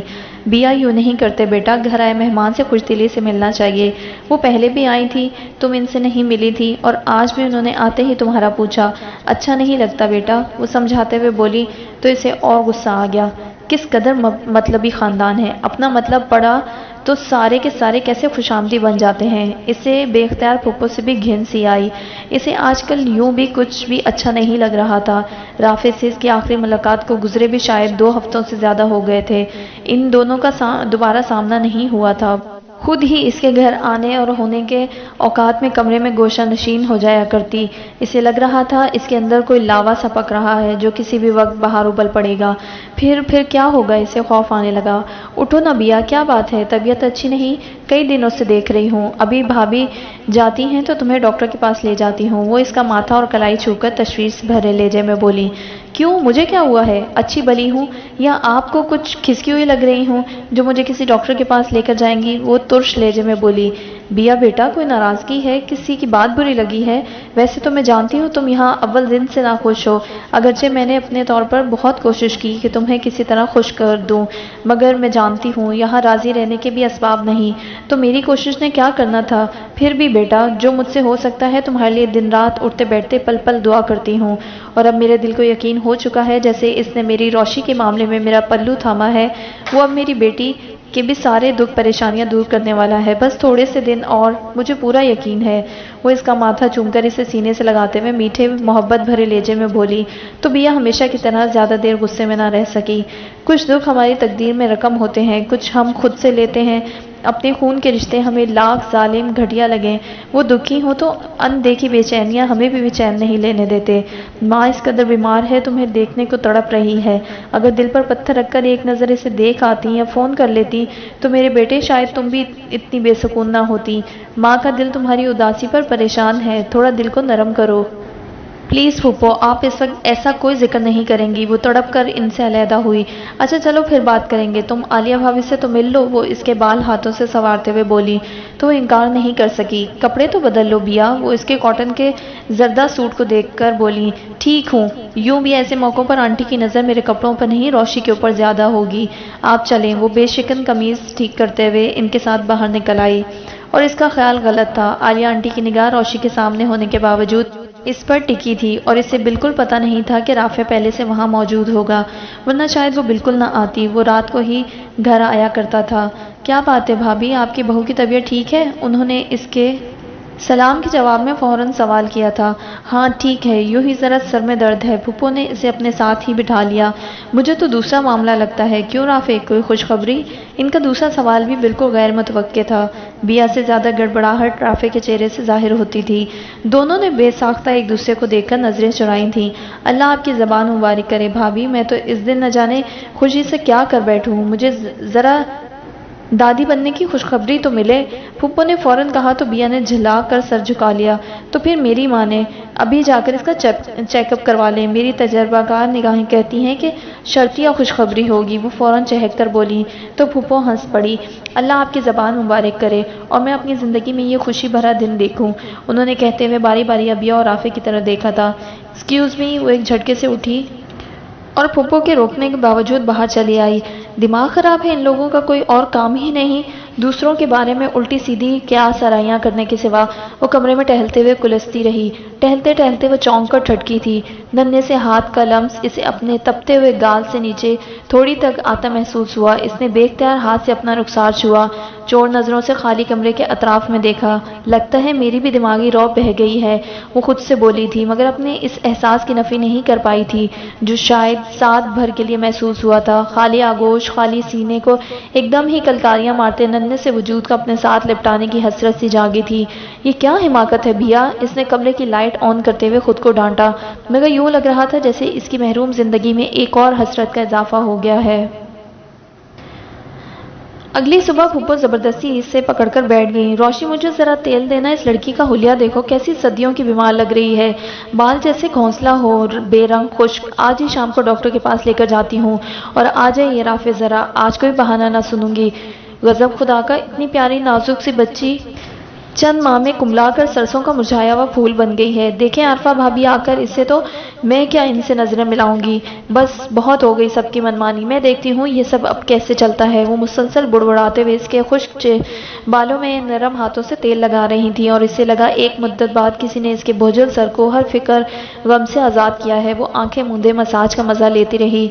बिया बच्चे, मेरी बात का बुरा ना मानना, अगर मर्द यूँ मुतवज्जा ना होता हो तो औरत को तवज्जो हासिल करने के तरीके आना चाहिए। साफ सुथरी हंसी मुस्कुराती खुशबू लुटाती औरत तो पत्थर से पत्थर दिल में भी मोहब्बत का फूल खिला सकती है।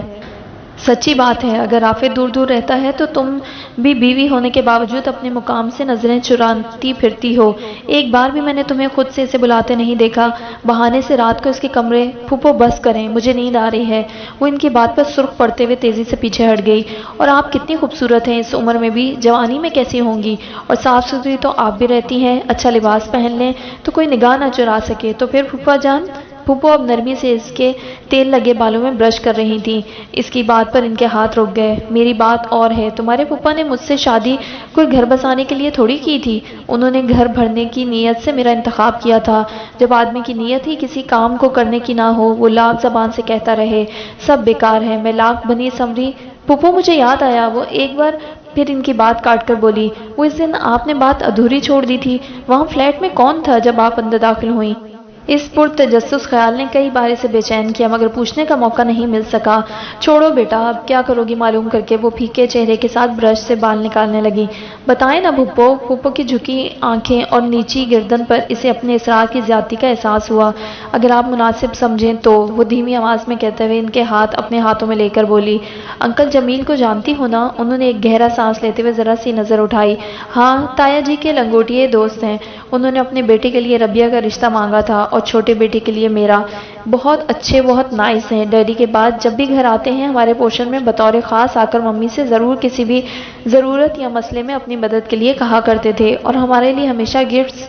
वो अपनी ही रौ में कहे जा रही थी। पुप्पो के फक चेहरे पर इसकी निगाह पड़ी तो इसकी जबान को ब्रेक लग गए। तो वहाँ इस फ्लैट में कौन था? अंकल जमील? फूफो की आंखों से गिरते कतरों पर दो वो अटक अटक कर बोली। उन्होंने नजरें उठाए बगैर इस बात में सर हिला दिया। वो एक शाख के आलम में बैठी रह गई। किसी जमाने में अंकल जमील इसके आइडियल रह चुके थे। इतने डिसेंट, इतने महज़ब, सुलझे हुए, समझदार, खूबसूरत आवाज़ में खूबसूरत बातें करने वाले। ना सिर्फ इनकी शक्लो सूरत बहुत पुरकशिश थी, बल्कि इनकी गुफ्तगू बहुत दिलनशीन होती थी। सबसे बढ़कर अपनी मिसेस से इनकी मिसालें मोहब्बत सबके लिए एक नमूने का दर्जा रखती थी। वो हर छोटे बड़े मौके पर अपनी मिसेस को इतनी खूबसूरत, कीमती और यूनिक तोहफे दिया करते थे कि आंटी जब भी इनकी तरफ आती कोई ना कोई कीमती जेवर इनके हसीन वजूद का हिस्सा होता।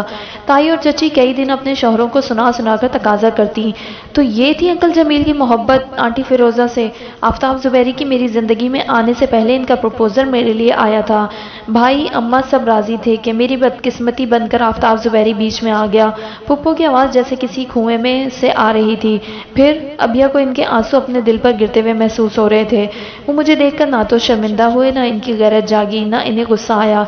इसके बिल्कुल बरक्स इनके अल्फाज। पुप्पो ने अजियत से दोनों आंखें मीच ली। अच्छा, तो अब अंसारी ब्रदर्स की चहेती लाडली बहन ये धंधा करती है। What a progress. अगर मुझे पता होता तो मैं फुल तैयारी से आता, मगर अब भी कुछ नहीं बिगड़ा। अगर अपने चंद दोस्तों को मैं इस खूबसूरत शाम को एंजॉय करने के लिए इनवाइट कर लूँ तो ना तुम्हें कोई एतराज़ होना चाहिए, ना तुम्हारे दलाल शौहर को। मैं डबल पेमेंट करूँगा। और वो कहते हुए फ़ोन की तरफ बढ़ा और मैं हलक से निकलती चीखों को मुंह के आगे हाथ रखे रोकती हुई अंधाधुंध वहाँ से भाग आई। आफ्ताब ने इस रात मुझ पर अपनी ज़िंदगी का बदतरीन तशद्दुद किया था। मुझे इस तशद्दुद, इस वहशत भरी मार, नोच खसोट, किसी भी दर्द का एहसास तक न हुआ। सिर्फ जमील की आंखों की चमक और अल्फाज मेरे तारीख होती बेनाई के सामने नाचते रहे। मुझे आफ्ताब ज़ुबैरी की मारपीट और तशद्दुद ने दुख नहीं दिया था, न जलती हुई इस तरह की जलन ने, न हंटर से छिली हुई कमर ने। मुझे तो उम्र भर का दुख अगली सुबह भाई साहब की अचानक आमद ने दिया था, जब मैं नीम मुर्दा बिस्तरे मर्ग पर पड़ी थी और वो मेरे सामने मुंह से खड़े कफ उड़ाते कह रहे थे, काश मैं इतना बुज़दिल ना होता कि तेरा कत्ल कर सकता, मगर मैं तेरे गंदे वजूद से, खून से अपने हाथों को क्यों पलीद करूं? तू ना तो पहले हमारे वजूद का हिस्सा थी ना। अब मैं तो समझा था मोहब्बत और आशिकी का भूत है, इस कमीने से निकाह के बाद ये भूत उतर जाएगा। अगर मुझे क्या पता था कि तेरे नफीस का गलीज घोड़ा इस कदर बेलगाम हो चुका है कि जिसकी हिवस पूरी करने को तू बाजार सजा कर बैठ गई। मैं तेरा गंदा नाम अपनी जबान पर लाऊंगा ना, आइंदा तेरी ये मनहूस सूरत देखूंगा। तू हमारे लिए मर गई, कभी भूल के अंसारी हाउस की दहलीज पर कदम न रखना। हम सब तेरे लिए मर गए। मैं कल ही अखबार में छपवा दूंगा اور میں اپنی صفائی میں ایک حرف بھی نہ کہہ سکی۔ پھر تمہارا ادھر رات گزارنے پر ان کا طیش، غصہ، نفرت سب اسی وہ دوپٹہ منہ پر رکھ کر گھٹی گھٹی آواز میں رونے لگی۔ ابیا نے بے بسی سے انہیں دیکھا۔ آج اس کی سمجھ میں آ گیا تھا کہ تایا جی پھوپھو سے اس قدر نفرت کیوں کرتے تھے، اور اس کے رات ادھر رہ جانے پر ان کی زندگی اس نفرت کی زد میں کیسے آ گئی۔ اس کے دل میں گہرے سناٹے گونجنے لگے۔ کبھی قدرت کسی انسان کو اتنے امتحانوں میں کیوں ڈالتی ہے کہ اسے اس حال میں دیکھ کر خدا کی ذات سے منکر ہونے کو جی چاہتا ہے، اور یہ عورت اس قدر خدا سے قریب ہو گئی ہے جس قدر سختیاں اس کی تقدیر میں رقم ہوئی ہیں۔ پھوپھو میں آپ جیسی بہادر نہیں، اور میں کبھی ایسی زندگی نہ جیوں گی۔ اگر میں اس گھر میں رہی تو اس گھر کی سیاہ بختی میری بھی تقدیر کا حصہ بن جائے گی۔ مجھے یہاں سے جانا ہی ہوگا۔ وہ انہیں ہچکیوں سے روتا چھوڑ کر اندر چلی گئی۔ امی جان، پیاری امی جان، دیکھیں یہ آپ کے لیے ہے نا؟ اچھا۔ پھوپھو روشی اور وہ کمرے میں بیٹھی روشی کے کپڑوں کو ہینگ کر رہی تھی جب رافع 3 خوبصورت شاپنگ بیگز لیے اندر داخل ہوا، اور پھوپھو کو گلے لگاتے ہوئے ایک شاپنگ بیگ میں سے سیاہی مائل زنک کلر کا خوبصورت سوٹ ان کے شانے کے ساتھ لگاتے ہوئے فرتے محبت سے بولا، اور یہ روشی کے لیے بلیک اور گولڈن کڑھائی والا میرون سوٹ اس نے روشی کے آگے رکھ دیا۔ مگر یہ کس لیے بیٹا؟ ابھی تو سعدیہ بیگم نے سوٹ اپنے ہاتھ میں لیے۔ امی مجھے آج پہلی سیلری ملی ہے اور مجھ سے رہا نہ جا سکا کہ میں خالی ہاتھ گھر جاؤں۔ روشی کی بچی مزیدار سی چائے بناؤ، کیک پیٹیز اور پیزا لایا ہوں، میں فریش ہو جاؤں، پھر امی حضور کو اپنی تنخواہ پیش کروں گا۔ امی میں بہت خوش ہوں۔ وہ بچوں کی طرح ماں سے لپٹ گیا۔ ابیہ کومن پنوں سے الجھ رہی تھی۔ وہ اس کی آواز، اس کے الفاظ، اس کی خوشی سے اپنا دھیان ہٹانا چاہتی تھی، اور بیا کے لیے کچھ نہیں لائے اسے پرواہ نہیں تھی، اور دفتن انگلی میں پن چبھنے کی تکلیف بھی نہیں تھی، مگر پھر بھی نہ جانے کیسی گہری دھند آگے پڑے اور ان سوٹ اور بنائی کے درمیان موٹے پردے کی طرح تن گئی۔ بیا کے لیے اس نے شاید پہلی بار اس کے موجودگی کا احساس کیا تھا۔ بیا کی پسند بہت اعلیٰ ہے اور میرا ٹیسٹ اسے یقیناً پسند نہ آتا، اس لیے یہ خود اپنے لیے کچھ لے آئے۔ کہتے ہوئے اس نے والیٹ سے 2000 روپے نکال کر بیا کے آگے رکھے۔ وہ یوں ہی سر جھکائے دھند کے خود ہی چھٹ جانے اور پن کے کپڑوں کی تہہ میں اتر جانے کی صحیح کرتی رہی۔ یہ کیا طریقہ ہوا رافع، جب ہم دونوں کے لیے گفٹس لے کر آئے ہو؟ اچھا یہ اس کا بہترین طریقہ ہے کہ تم یہ پیسے اپنے پاس رکھو اور بیا کو اپنے ساتھ لے جا کر اس کی پسند کا گفٹ دلاؤ۔ پھوپھو اس کے جھکے ہوئے سر کو دیکھ کر رافع سے حکمیہ انداز میں بولی، اور بیا کو زبردست سا ڈنر بھی کرائیں گے آپ، وہ بھی آج ہی۔ روشی بھی چہکتے ہوئے بولی، اوکے، مجھے کوئی اعتراض نہیں اگر۔ وہ ابیا کی طرف دیکھتے ہوئے بولا۔ ابیا نے کچھ سوچا اور اٹھ کھڑی ہوئی۔ روشی تم بیا کے کپڑے پریس کرو، یہ نہا کر آتی ہے۔ پھوپھو اس کے ساتھ ہی اٹھی اور اس کا ہاتھ پکڑ کر باہر نکلی۔ بیا تمہیں میری قسم بیٹا، اگر تم مجھ سے ذرا سا بھی عارفہ بھابھی کی جگہ سمجھو تو میرا کہنا ٹھکرانا، ایک ماں کی التجا ہے۔ وہ اس کے ہاتھ اسی طرح تھامے اپنے کمرے میں لے آئی تھی۔ پھوپھو پلیز آپ مجھے مجبور نہ کریں، مجھے کہیں نہیں جانا اور مجھے کوئی گفٹ بھی نہیں چاہیے، پلیز۔ وہ ان کے ہاتھ جھٹکنا چاہتی تھی کہ اس کی نظریں ان کے چہرے پر رک گئیں۔ وہ رو رہی تھیں۔ بیا کاش میں اپنا دل تمہیں کھول کر دکھا سکتی، تم مجھے اپنی اولاد سے بڑھ کر پیاری ہو، بھائیوں کی محبت سے کیا محروم ہوئی۔ میرا دل ان کی چاہت میں جیسے پاگل سا ہو گیا۔ میرا دل چاہتا ہے کہ ان کے گھر کی چوکھٹ کے پتھر کو بھی اتنا چوموں، اتنا پیار کروں کہ کسی ایک کے دل کو میری سچی محبت کا یقین آ جائے، اور تم تو وہ پتھر نہیں، میرے ماں جائے کا جگر گوشہ ہو۔ تمہاری محبت میں اپنی جان بھی لوٹا دوں تو بھی یہی سمجھوں گی کہ میری طرف سے کچھ کمی رہ گئی۔ اور بیا، وہ آنکھیں صاف کرتے ہوئے رکی، میں تمہاری ماں نہیں، مگر یقین کرو تمہاری ماں کی طرح تمہارے دل کے ہر دکھ سے باخبر ہوں، مگر بے بس ہوں۔ ہر انسان کے دل کے کچھ ایسے معاملے ہوتے ہیں جن کو وہ خود سلجھا سکتا ہے، دوسرے مداخلت کریں تو معاملہ سلجھنے کے بجائے الجھنے لگتا ہے۔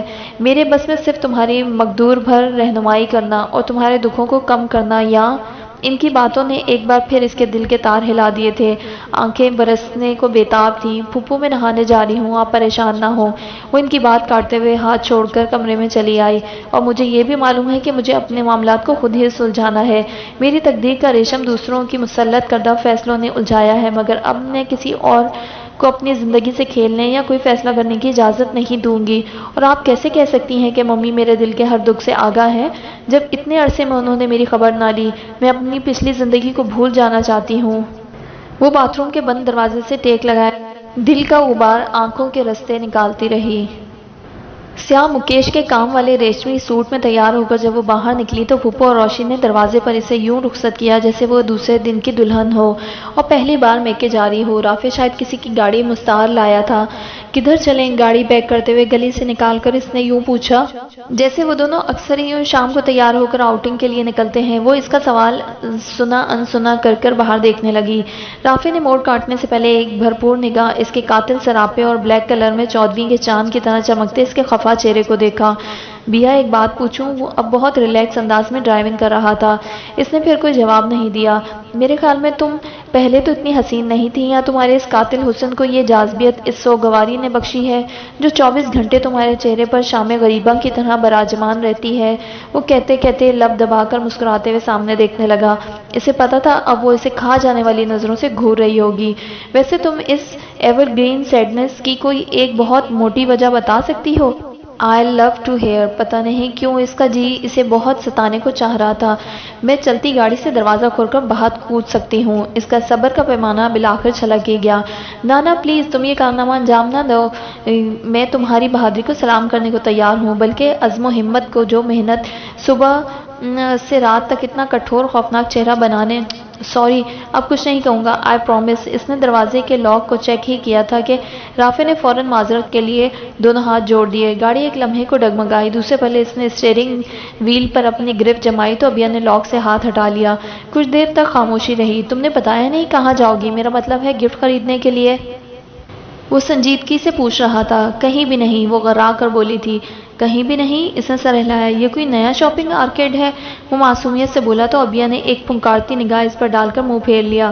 وہ اسے فورٹریس لے آیا تھا۔ آدھا گھنٹے تک ایک بوتیک سے دوسری کے گلاس ڈور دھکیلنے کے سوا انہوں نے کچھ نہیں کیا۔ وہ جس خوبصورت جولری کاسمیٹک سینڈل پر ہاتھ رکھتا وہ نفی میں سر ہلا کر آگے بڑھ جاتی۔ تو تمہیں کچھ نہیں خریدنا؟ وہ تھک کر اس سے بولا تو اس نے نفی میں سر ہلا دیا۔ چلو پھر کھانا کھاتے ہیں۔ اس بیکار کی بھاگ دوڑ سے میرے تو پیٹ میں 2020 کا میچ شروع ہو چکا ہے۔ وہ اسے چائنیز ریسٹورنٹ میں لے آیا۔ کتنے عرصے بعد وہ ایسے ماحول میں آئی تھی۔ خنک خوابناک سا یہ پرسکون ماحول، یہاں دبی دبی باتوں، ہلکے کہکوں، پلیٹوں چمچوں اور کانٹوں کے کھنکنے کی دل فریب آوازیں اور بیک گراؤنڈ میں چلتا خوبصورت سا میوزک۔ بے اختیار اس نے ایک گہرا سانس لیا تھا۔ کارنر کی ایک الگ تھلگ ٹیبل پر اسے بٹھا کر میں ابھی آتا ہوں کہہ کر باہر چلا گیا تھا۔ وہ ادھر ادھر بیٹھے خوش باش بے فکر لوگوں کے چہروں کو دیکھتے ہوئے دل ہی دل میں ان مواقعوں کو یاد کرنے لگی جب جب وہ ادھر آئی تھی۔ اس کی نظریں دھوکہ نہیں کھا رہی تھیں۔ اس کے بالکل قریب سے خوشبوئیں لٹاتا گزرنے والا جوڑا اس کے لیے اجنبی نہیں تھا، کم از کم مرد۔ وہ باقاعدہ سر گھما کر انہیں دیکھنے لگی۔ اوہ ابیا! آفتاب زبیری نے خود پر مرتکز نگاہوں کے ارتکاز کو محسوس کر کے گردن موڑ کر اسے دیکھا اور سرگوشی کے سے انداز میں کہا۔ وہ بے ساختہ تھوڑا سا اٹھی تھی۔ آفتاب زبیری نے مسکراتے ہوئے ہاتھ کو الوداعی انداز میں ہوا میں ہلایا تھا۔ وہ اٹھتے اٹھتے دوبارہ بیٹھ گئی۔ آفتاب زبیری نے ساتھ چلتی عورت سے کچھ کہا تھا جو اب بطور خاص گردن گھما کر اس کی طرف دیکھتے ہوئے تمکنت سے چلتی منہ پھیر کر آگے بڑھ گئی تھی۔ اسی لمحے جب وہ دونوں گلاس ڈور دھکیلتے باہر نکلے تھے رافع اندر داخل ہوا تھا۔ اس کا دھیان اندر سے باہر نکلنے والے کی طرف بالکل نہیں تھا۔ اس نے ابیا کے پاس آ کر ہاتھ میں پکڑا شاپنگ بیگ اس کے پاس ٹیبل پر رکھ دیا۔ بھئی یہ تمہارا گفٹ ہے، اب تمہیں پسند آئے یا نہ آئے میں لے آیا ہوں، ورنہ امی اور روشی میری جان کھا لیتی۔ تم نے مینیو کارڈ میں سے کچھ سلیکٹ کیا؟ یار اب اور صبر نہیں کر سکتا۔ وہ اپنی دھن میں بڑی بے تکلفی سے اس سے مخاطب تھا اور وہ بغور اس کی شکل دیکھ رہی تھی۔ یا تو اس نے آفتاب زبیری کو اس خوبصورت خاتون کے ساتھ نکلتے واقعی نہیں دیکھا تھا یا یہ سب دیکھ کر وہ انجان بن رہا تھا اور نہ دیکھنے کا تو سوال ہی پیدا نہیں ہوتا تھا۔ وہ اس کے بالکل قریب سے تو گزرے تھے۔ تم اپنا گفٹ دیکھو گی نہیں؟ آپ نے واقعی نہیں دیکھا؟ وہ اس کی بات سنی انسنی کرتے ہوئے بولی۔ نہیں بھائی میں تو دیکھ کر لایا ہوں، تم بھی دیکھ لو، اس نے کہتے ہوئے دور کھڑے ویٹر کو اشارہ کر کے بلایا اور جلدی جلدی آرڈر لکھوانے لگی۔ تم کچھ اپنی پسند سے لوگی؟ ویٹر جانے لگا جب اس نے شاید یوں ہی پوچھ لیا۔ اس نے نفی میں سر ہلا دیا۔ آپ نے واقعی نہیں دیکھا؟ وہ ٹیبل پر پڑی نمکدانی اور ساسز کی پیالیوں کی جگہ بدلتا رہا۔ یہ عورت کون تھی؟ معلوم نہیں۔ وہ اب ہال میں ادھر ادھر دیکھ رہا تھا۔ معاف کیجیے کیجیے گا، آپ کی والد سے بڑھ کر بہروپیہ میں نے اپنی زندگی میں نہیں دیکھا۔ نہ چاہتے ہوئے بھی اس کا لہجہ زہر آلود سا ہو گیا۔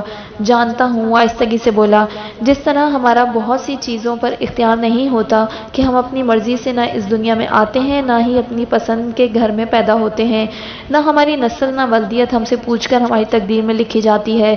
ان ساری چیزوں کے انتخاب کے معاملے میں اس پر کچھ نہیں کہوں گا۔ اس نے جیسے ہر سوال کا جواب بھگتا دیا تھا۔